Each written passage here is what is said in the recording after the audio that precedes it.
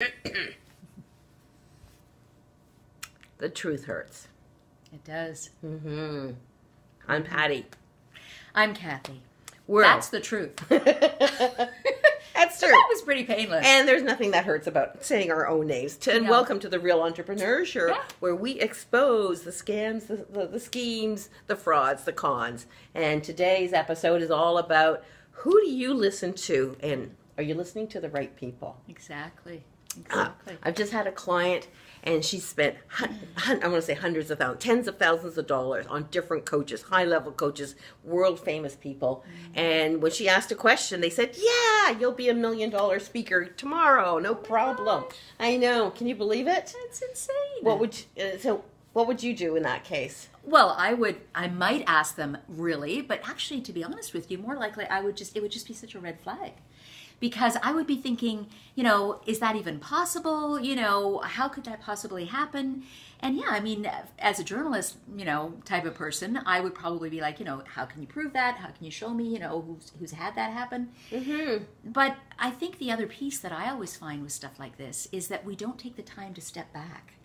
We are caught up in the moment. We want what we want, right? We don't always hear that, that we shouldn't be taking these things at face value. Right. And then, but if we step back and think, is it really rushed? Do I need this now? Should I do a little bit of research? Right. I guess my point was also, who are you listening to? And even if they're world famous, it's what's in it for them. So you've already given them all this money. Are they telling you what you want to hear or what you should hear? Well, this is the other piece about it being, the thing about an opportunity, right? Yeah. Is the opportunity that's being presented to you an opportunity for you or for the person who's presenting it to you? That's right. That's right. Yeah. So I think that's the other thing. And that's where I always think I need to sort of take a step back because... Yeah.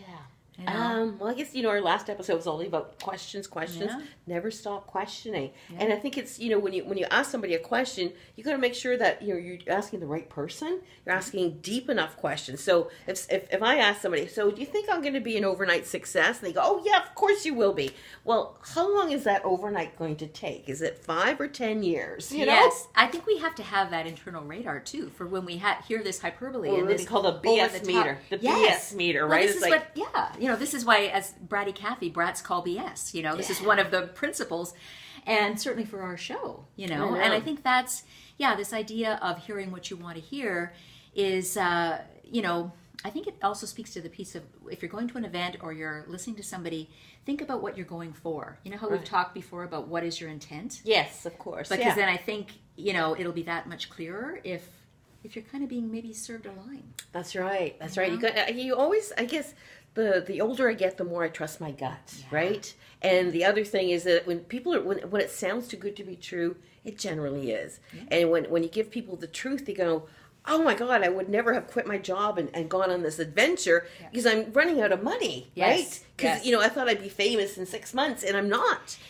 What planet are you living on? It's also funny. It's something that you would expect somebody who didn't maybe have as much life experience or work experience. Mm-hmm. But oftentimes I think we find out that there are people in the entrepreneur space who've had years in corporate or doing other things, and they actually are as vulnerable oftentimes to this as somebody new. If not more, because they know what they're missing. And somebody says, oh, I'm going to help you build your business, and we're going to have these amazing coaching sessions, and after 2 years, we worked on my mindset a lot, but what's that got to do with building the foundations of a business and plotting your way through the all the hard work you have to do? Yeah, the pivots, the zigs, the zags, the agony, the going deep, finding the clients, finding the right clients. Mm-hmm. And didn't you just have an experience with a client that's taught you about scope creep? I heard about it. I learned a new term, scope creep. Do you guys know that? If maybe you have a tech background like her? Yeah. Where their job, the work, just tends to kind of slide, kind of oozes out, fills every space. It creeps. And you're going, no, we contracted for this, especially in software or in writing, which is your bailiwick. And it's like, and so what's the phrase I've taught you now? Not well enough. Well, obviously. Clearly I haven't learned it. I was working on it before the show. I know, but it's in your contract now. It's like yes. Yes, we can, but it'll cost a little bit more. Yay! And now, not that I didn't do this, but you know what the other piece is that, like what we were saying, is the things that end up in your contract that might be there now and weren't there this time last year come about because of experiences you've got, right, that you've had, and you can't know what you don't know. That's right. That's right. So part of it's a learning, and I think part of being an entrepreneur is you get the advice from all these people, and you think, oh, well, they're gurus, and man, they were famous 30 years ago. If that chicken, the soup people who make that soup for various other folk. So okay, you were famous, but now there's times to retire. Well, there's some people that are in their 70s and doing the best work of their lives.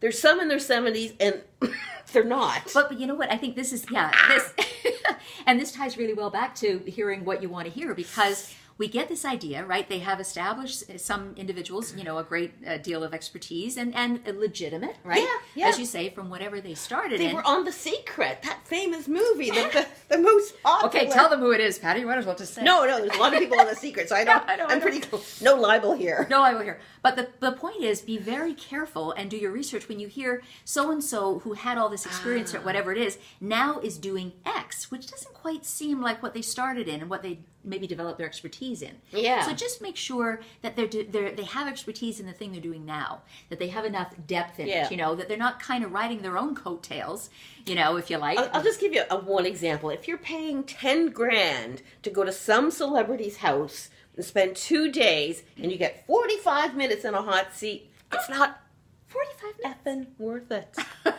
I use the F word. They may have lovely decor and beautiful paintings in a pool, but to help you found a business, you're not. It's like, well, none of that's going to help you. No, right? It'll give you some insight. It'll give you some street cred. Oh, I just dropped in and saw my friend Bob, Tom, Jack, Harry. But so what? Really? Does that put any money in your bank, or is it it's taking tens of thousands out of it? Exactly. So the idea of hearing what you want to hear can be seen in many different ways, right? So just be really aware. I think, go into it, go into the meeting, the event, the potential opportunity with a really solid sense of who you are and your value and what you're trying to get out of it. That's right. Right? And then you can tell if it matches up. Yeah, exactly. Good advice. So careful. Truth will hurt. You might not hear what you want to hear, but it's the truth will set you free. Yes! Yay! Good luck. All right. Ciao. Next week.